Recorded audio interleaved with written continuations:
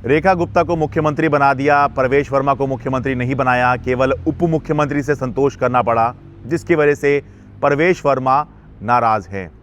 ये तस्वीरें इस बात की तस्दीक कर रही हैं। सबसे पहले ये वीडियो देखिए, जैसे ही वो मुख्यमंत्री घोषित किया गया था बीजेपी विधायक दल की बैठक में बुधवार रात को, तो उस समय की तस्वीरें देखिए कि चेहरे का रंग, प्रवेश वर्मा के चेहरे का रंग किस तरह से उड़ा हुआ है। ये सामान्य नहीं लग रहा। झूठ मूठ में भी वो अपनी जो एक स्माइल होती है चेहरे पर, वो नहीं दिखा पा रहे हैं। देखिए जरा। मेरा सभी से निवेदन है कि पीछे हमारे सांसदगण बैठे हैं, हमारे विधायकगण बैठे हैं, थोड़ा सा अनुशासन बना के रखें। अच्छा, वीडियो देख लिया है तो अब स्टिल फोटो देखिए। स्टिल फोटो में भी जो है एक नॉर्मल सी जो दिखाई जाती है दिखावटी हंसी, वो भी उनके चेहरे पर नहीं आ पा रही है, जो इस बात की बिल्कुल तस्दीक कर रही है कि प्रवेश वर्मा नाराज़ हैं, क्योंकि उनको पूरी उम्मीद थी कि उनको मुख्यमंत्री बनाया जाएगा, लेकिन नहीं बनाया गया। ये देखिए, अलग अलग तस्वीरें आप देख लीजिए, सब तस्वीरों में इस बात की तस्दीक हो रही है। और सबसे अहम भी आप ये देखिए कि जब उपराज्यपाल के यहाँ सरकार बनाने का दावा पेश करने गए सारे नेता बीजेपी के, दिल्ली बीजेपी के, और पर्यवेक्षक भी गए बीजेपी के, तो वहाँ पर भी प्रवेश वर्मा जो हैं, बाकी लोग जो हैं थोड़ी बहुत स्माइल दे भी रहे हैं, लेकिन प्रवेश वर्मा के चेहरे पर जो है स्माइल, एक मुस्कुराहट, एक दिखाने के लिए ही सही, लेकिन वो भी यहाँ पर मौजूद नहीं है। फिर ये अब देखिए ज़रा कि जब उनसे पत्रकारों ने पूछा तो किस तरह का रिएक्शन वो दे रहे हैं। इससे बिल्कुल इस बात पर मोहर लग रही है कि प्रवेश वर्मा नाराज़ हैं, मुख्यमंत्री नहीं बनाया, इस वजह से नाराज़ हैं। देखिए, सुनिए।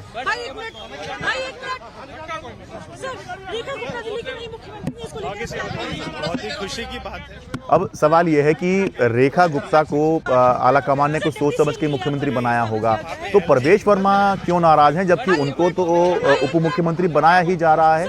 तो इसके 10 कारण हैं कि प्रवेश वर्मा नाराज क्यों हैं। सबसे पहले, प्रवेश वर्मा ने इस चुनाव का सबसे बड़ा उलटफेर किया। क्या किया कि उन्होंने अरविंद केजरीवाल जैसे दिल्ली के सबसे बड़े नेता थे, जो सारे सर्वे में दिखाई दे रहा था कि मुख्यमंत्री के तौर पर सबसे बड़ा चेहरा अरविंद केजरीवाल ही हैं। अरविंद केजरीवाल को प्रवेश वर्मा ने नई दिल्ली में चुनाव हरा दिया, जो बिल्कुल असंभव माना जा रहा था, लेकिन हरा दिया। लेकिन फिर भी बीजेपी आला कमान ने प्रवेश वर्मा को मुख्यमंत्री नहीं बनाया। प्रवेश वर्मा ने अरविंद केजरीवाल को ना सिर्फ हराया, बल्कि उससे पहले अरविंद केजरीवाल की नाक में दम कर दिया था उन्होंने, और उसकी वजह से अरविंद केजरीवाल को नई दिल्ली में बहुत ज़्यादा समय इस बार देना पड़ा, जो कि हमने पहले नहीं देखा कि इतना समय कभी अरविंद केजरीवाल दे रहे हों नई दिल्ली में। लेकिन इस सब के बावजूद भी कि उन्होंने अरविंद केजरीवाल की नाक में दम किया, और उसकी वजह से हुआ ये कि अरविंद केजरीवाल को बाकी जगह संभवतः कॉम्प्रोमाइज़ करना पड़ा होगा समय देने में, क्योंकि उनको खुद अपने लिए जो है कैंपेनिंग करनी थी, अपनी विधानसभा सीट भी मैनेज करनी थी, तो संभवतः दूसरी जगह उन्होंने समय कम दिया होगा, जिसकी वजह से ऐसे नतीजे आए हैं जो बीजेपी के पक्ष में गए हैं। लेकिन फिर भी अरविंद केजरीवाल को, प्रवेश वर्मा को अरविंद केजरीवाल को हराने के बावजूद भी मुख्यमंत्री नहीं बनाया गया। तीसरा, प्रवेश वर्मा ने माहौल बनाया कि इस बार अरविंद केजरीवाल हार रहे हैं, और वो लिख लिख के दे रहे थे कि अरविंद केजरीवाल हार रहे हैं, लेकिन अरविंद केजरीवाल जो पहले के चुनावों में लिख कर देते रहे, वो लिख कर नहीं दे रहे थे, जिसकी वजह से एक माहौल बना, और इस पूरे माहौल का जो फ़ायदा है वो बीजेपी को मिला। लेकिन फिर भी बीजेपी ने प्रवेश वर्मा को मुख्यमंत्री नहीं बनाया। जाट समाज ने जमकर बीजेपी को इन चुनावों में वोट दिया। प्रवेश वर्मा जाट समाज से आते हैं, और जाट समाज ने बहुत इस बार चर्चा थी कि अगर अरविंद केजरीवाल को ये हरा देंगे तो यही मुख्यमंत्री बनेंगे।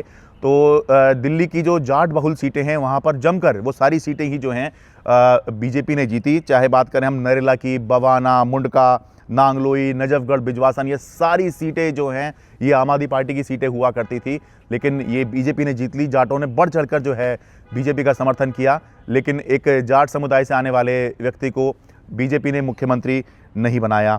फिर ये भी समझने वाली बात है कि प्रवेश वर्मा लगातार 2 बार से 2014, 2019 पूरी दिल्ली के अंदर सबसे ज़्यादा वोटों से अगर कोई जीत के आ रहा था बीजेपी की तरफ से लोकसभा चुनाव में, तो वो प्रवेश वर्मा थे।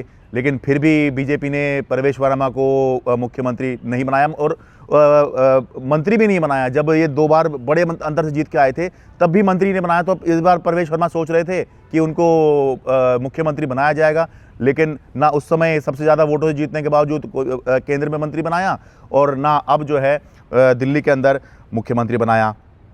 परवेश वर्मा ने चुनाव में पैसा भी खूब बांटा, ये लोग कहते हुए दिखाई दिए, और ये तो तस्वीरें हैं इस बात की तो कि परवेश वर्मा ने कैश पैसा बांटा और सामान भी बांटा और खूब जो है खर्चा भी किया, लेकिन फिर भी जो है परवेश वर्मा को बीजेपी ने मुख्यमंत्री नहीं बनाया। आम आदमी पार्टी के खूब निशाने पर भी रहे इसी वजह से परवेश वर्मा, और पूरा का पूरा जो टारगेट था बीजेपी में, सबसे ज़्यादा अगर कोई टारगेट हो रहा था वो परवेश वर्मा हो रहे थे। जमकर जो है शिकायतें इनके खिलाफ चुनाव आयोग में आम आदमी पार्टी कर रही थी, लेकिन फिर भी इसका कोई ऐसा फ़ायदा कि भाई वो मुख्यमंत्री बन जाएं, वो जो है उनको नहीं मिला। परवेश वर्मा बड़े राजनीतिक परिवार से आते हैं। परवेश वर्मा के जो ससुराल पक्ष है वो भी बीजेपी में हैं। परवेश वर्मा के पिताजी जो हैं वो दिल्ली के भूतपूर्व मुख्यमंत्री हैं, साहिब सिंह वर्मा जी। तो एक बड़े राजनीतिक परिवार से आते हैं, लेकिन इसका भी फ़ायदा उनको शायद नहीं मिला और उनको मुख्यमंत्री नहीं बनाया गया। 2013 में परवेश वर्मा लड़ना तो चाहते थे कि उनको या तो मुंडका दे दी जाए या शालीमार बाग दे दी जाए। शालीमार बाग जहाँ से रेखा गुप्ता जो हैं चुनकर आई हैं और मुख्यमंत्री बन रही हैं। शालीमार बाग वो सीट है जहाँ पर 1993 में साहिब सिंह वर्मा चुनाव जीते थे और उसके बाद मुख्यमंत्री बने थे। तो परवेश वर्मा चाहते थे कि या तो शालीमार बाग दे दो या फिर मुंडका दे दो, लेकिन पार्टी ने उनको मेहरौली में जो है चुनाव मैदान में उतारा। परवेश वर्मा जीत भी गए, लेकिन ये भी नहीं, उसका भी इनको कोई फ़ायदा नहीं मिला। उस बार सरकार नहीं आई, उसके बाद सांसद भी बन गए, उसके बाद फिर अब यहाँ विधायक के तौर पर जीत भी गए, लेकिन उप मुख्यमंत्री तक ही पहुँच पाए। मुख्यमंत्री आलाकमान ने उनको नहीं बनाया। सोचिए कभी चुनाव नहीं आ रहे हैं परवेश वर्मा, ये एक ऐसा रिकॉर्ड है परवेश वर्मा के नाम पे कि वो विधायक भी लड़े, वो सांसद भी लड़े और अब फिर से विधायक भी वो लड़ रहे। अरविंद केजरीवाल को हरा भी दिया, फिर भी नहीं उनको मुख्यमंत्री बनाया गया। और एक बात ये भी है कि आप ये सोच के देखिए कि परवेश वर्मा अपने आप में कितना बड़ा नाम है। भले ही हम ये कहें कि वो अपने परिवार की वजह से बड़ा नाम है, लेकिन कोई ना कोई व्यक्ति किसी ना किसी कारण से तो होता ही है। परवेश वर्मा जो हैं कितना बड़ा नाम है कि कब से जो है वो चुनाव लड़ रहे थे। 2013 में पहला उन्होंने चुनाव लड़ लिया था, उनके पिता तो मुख्यमंत्री भी रह चुके हैं, तो वो इतना बड़ा नाम है परवेश वर्मा। लेकिन अब उनको, और इस चुनाव में सबसे बड़ा उलटफेर भी उन्होंने किया, लेकिन फिर भी उनको रेखा गुप्ता जैसी महिला का मतलब जो पहली बार ही विधायक बनी है, जिनको बहुत ज़्यादा एक्सपीरियंस नहीं है, उनके अंडर काम करना पड़ेगा। तो ये जो है नाराज़गी के कुछ कारण हैं। और आखिरी में ऐसा लग रहा है कि पहले तो ये देखिए कि मीडिया जो है वो किस तरह से मज़े लेता हुआ नज़र आ रहा है कि ये देखिए ये परवेश वर्मा को जो है ये तस्वीर देखिए, परवेश वर्मा और रेखा गुप्ता वाली, और उसके बाद जो न्यूज़ चैनल हैं वो कह रहे हैं कैप्शन दीजिए, बताइए। अच्छा चलिए, ये तो न्यूज़ चैनल तो छोड़ दीजिए। प्रकाश जावड़ेकर हैं, वे बीजेपी के वरिष्ठ नेता हैं, ये खुद जो हैं ऐसा लग रहा है कि क्या कुछ करेगा, तंज कस रहे हैं क्या परवेश वर्मा के ऊपर। ये कह रहे हैं कि बीजेपी जो है ये कार्यकर्ताओं की पार्टी है, फैमिली की पार्टी नहीं है। मैं पढ़ देता हूँ, ये देखिए क्या कह रहे हैं। This is BJP, party chooses कार्यकर्ता नॉट फैमिली, कांग्रेस रेखा गुप्ता। अब बताइए किसको कह रहे हैं ये। तो यहाँ पर तो सीधे सीधे ऐसा लग रहा है कि ये परवेश वर्मा जो हैं उन पर तंज कसा जा रहा है, क्योंकि भाई वो तो बड़ी फैमिली से हैं, साहिब सिंह वर्मा के बेटे हैं, तो क्या उन पर जो है यहाँ पर वो तंज कस रहे हैं। तो ये सब बातें हैं। अब बताइए कोई व्यक्ति नाराज़ हो ना हो तो और क्या करे, नाराज़ तो वो हो ही जाएगा। लेकिन ये बीजेपी है, यहाँ नाराज़गी की बहुत ज़्यादा कोई वैल्यू नहीं है, क्योंकि जब आला कमान मजबूत होता है तो बाकी लोग जो हैं नाराज़ हों भी तो भी कोई बहुत ज़्यादा फ़र्क नहीं पड़ता है। लेकिन ये है कि आने वाले समय में देखेंगे कि किस तरह से जब जो वरिष्ठ नेता हैं वो एक ऐसी नेता के तहत काम करेंगे, चाहे वो पुरुष हो महिला हो, लेकिन ये समस्या होती है कि जो सीनियर होता है वो आसानी से जो उनके जूनियर रहे हों उनके ऑर्डर को उस तरह से स्वीकार नहीं करता है। तो किस तरह से, हालांकि ये ज़रूरी भी नहीं है कि ऐसा हो, क्योंकि जब आलाकमान मजबूत है, आलाकमान जो कहेगा वो करना पड़ेगा, नहीं तो आप अपना काम देख लीजिए।